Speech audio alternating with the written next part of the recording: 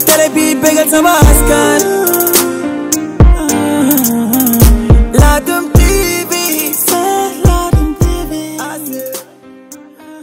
Donc je voudrais prendre la parole au nom de Monsieur le ministre de l'Élevage et des Productions Animales, Monsieur Ali Saleh Diop,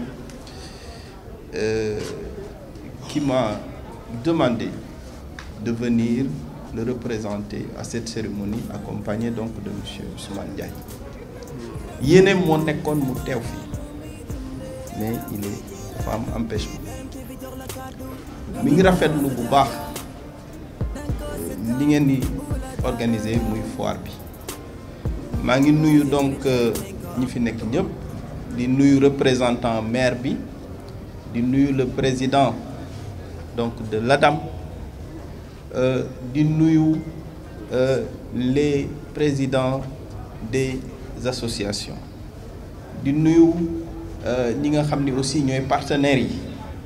Je veux nommer par exemple NMA, Grand Moulin, donc le Claude Demba Diop maa ngi koy nuyu bu baax mu nekk un partenaire du ministère de l'élevage.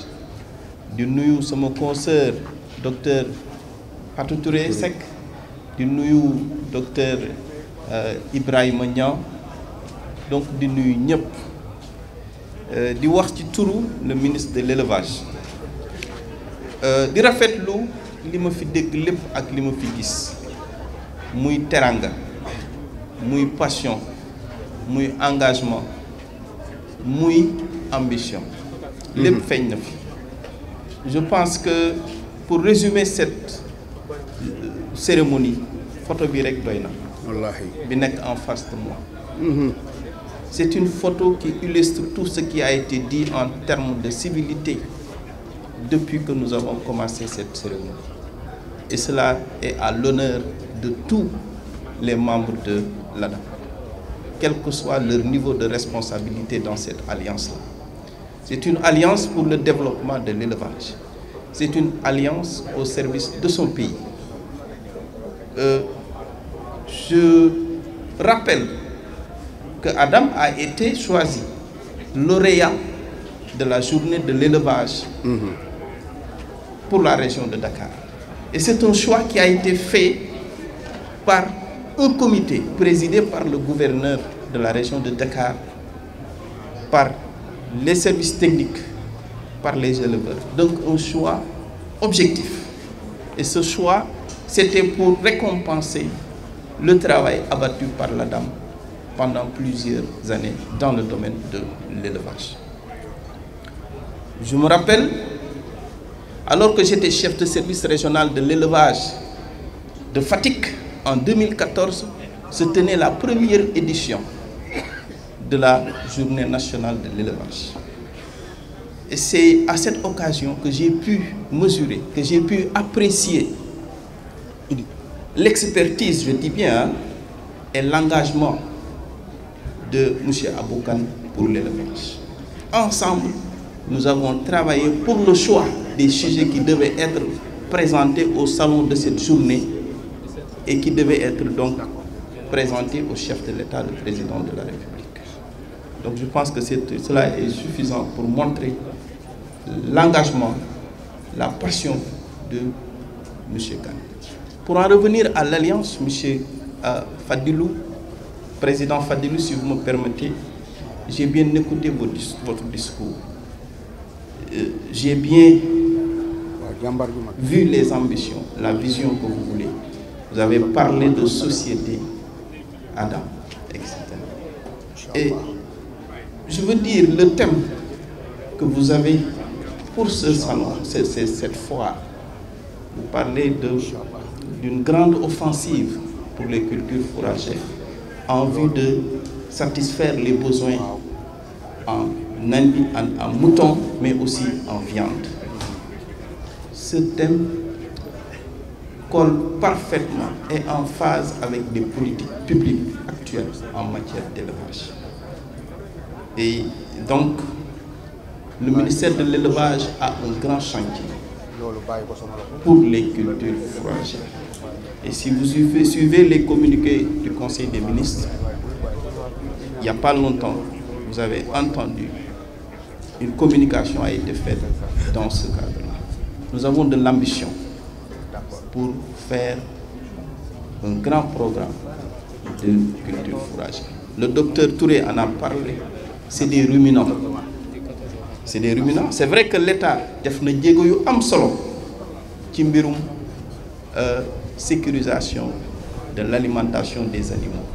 Aujourd'hui, boo seetee ci dans tous les départements du Sénégal, les 46 départements, bu ci nekk am na un compte boo xam ni éleveurs yi mun nañu ñëw sous l'autorité donc du préfet mobiliser des fonds, l'argent qui est dans ces comptes-là pour acquérir de l'aliment de bétail. Donc ça peut être fait à tout moment. Donc, et c'est pour dire que c'est un mécanisme qui est extrêmement important. Un mécanisme qui est là sous l'autorité administrative, les éleveurs donc choisissent le type d'aliment, etc. Tout ça. Donc ça, c'est vraiment extrêmement important. Mais, comme a dit ma consoeur, c'est des ruminants. Il faut des cultures fourragères. Il faut faire des réserves fourragères. C'est extrêmement important. Et le gouvernement, vous le verrez bientôt, a donc entrepris un très grand projet dans ce sens. Il y a aussi la santé animale. Am na ku ne dañuy soxla vétérinaire am jafe-jafe. Aujourd'hui au Sénégal ku soxla vétérinaire war nga ci jot. Parce que même le service public boo ci rapproché woo bu mënul ñëw dina la boole ak koo xam ni il est du service il est privé mu ñëw xoolal la sa jur. Ma leen di wax rek li am solo mooy doo toog ba soxla vétérinaire mu ñëw. La santé animale, c'est la prévention, c'est la prophylaxie.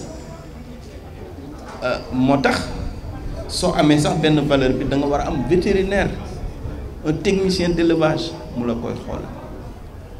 Mais li ëpp solo mooy ngeen aar jur gi ci yenn feebar yi. Le Sénégal s'est engagé dans un ambitieux programme d'éradication de la peste des petits ruminants.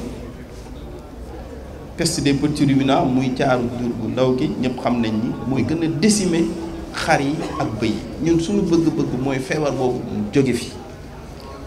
Léegi nag chaque année dañuy organiser campagne nationale de vaccination de mars du septembre. Ñu am des maladies prioritaires. Pour les bovins boo jëlee nag yi am na ñaari feebar yu ñu leen di ñàkk, boo jëlee fas yi am na bu ñu leen di ñàkk, boo jëlee ginaar yi am na bu ñu leen di ñàkk, mais xar yi ak bëy yi ñu ngi leen di ñàkk contre la peste des petits ruminants te dañu bëgg feebar boobu dootul amati Sénégal comme ni ñu xeexee peste bovine ba amatu fi. Léegi nag pour loolu ñu jot ko dañu bëgg ku yor jur ku yor xar wala bëy nga ñàkk ko surtout que ñàkk bi état bi daf ko subventionné pratiquement booy seet pour nga ñàkk sa jur xëy na fukki dërëm.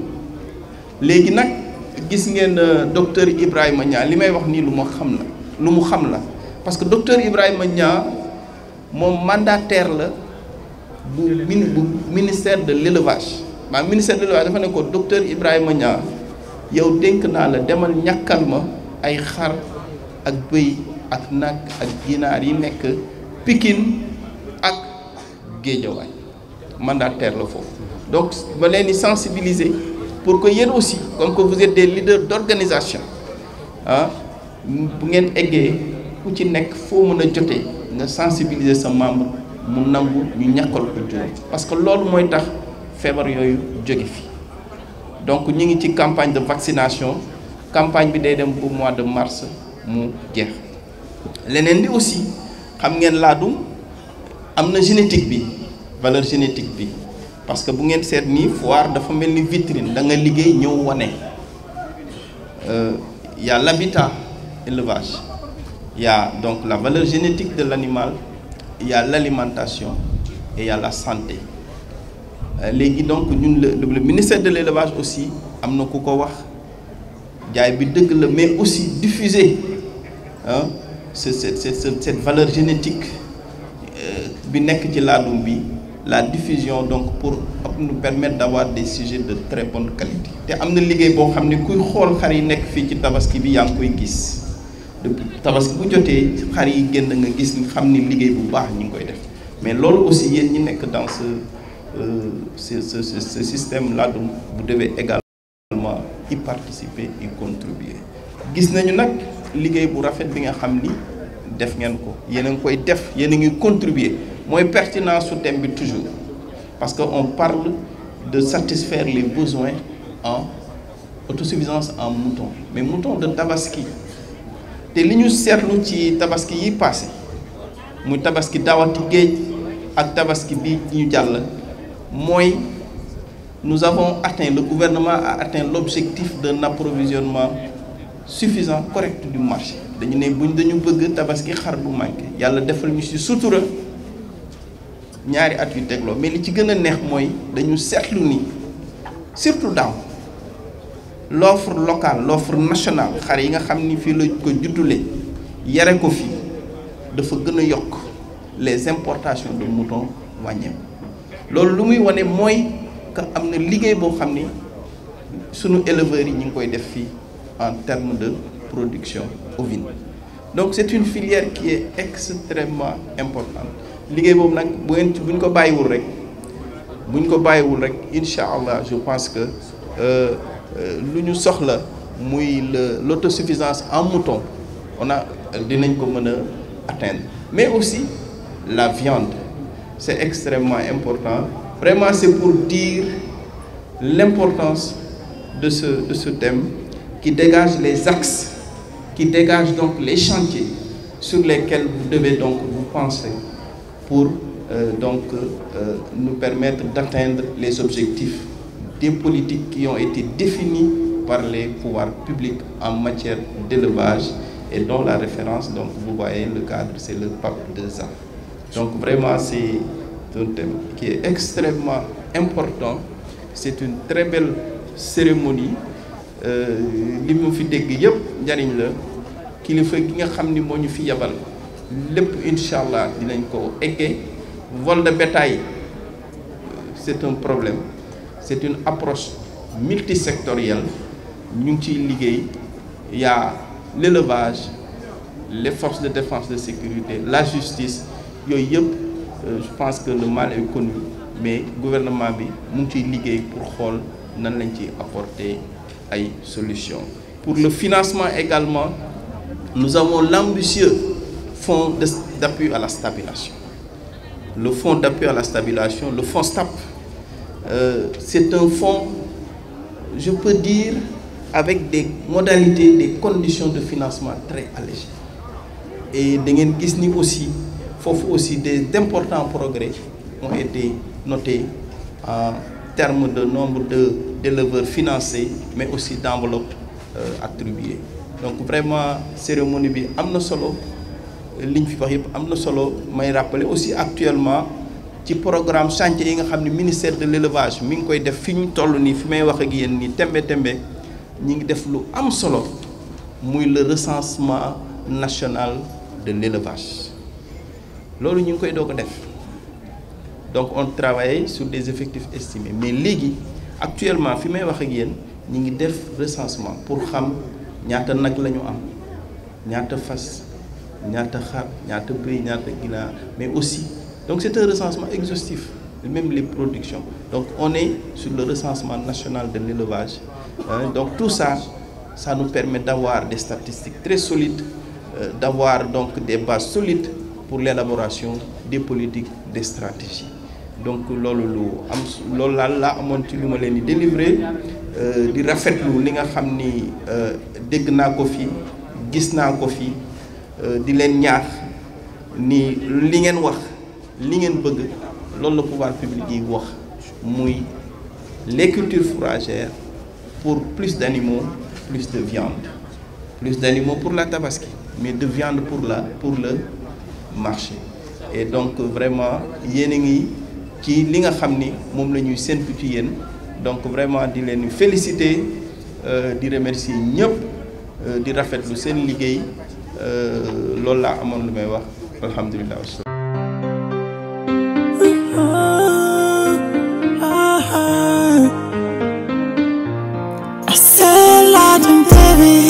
télé bi bégal sama askan